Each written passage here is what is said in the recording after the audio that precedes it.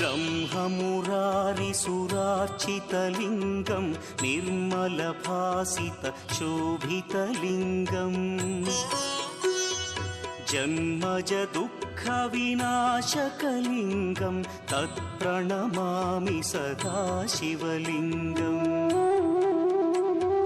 देवमुनिप्रवरार्चितलिङ्गं कामदहन करुणाकरलिङ्गम् रावणदर्पविनाशकलिङ्गं तत्प्रणमामि सदा शिवलिङ्गम्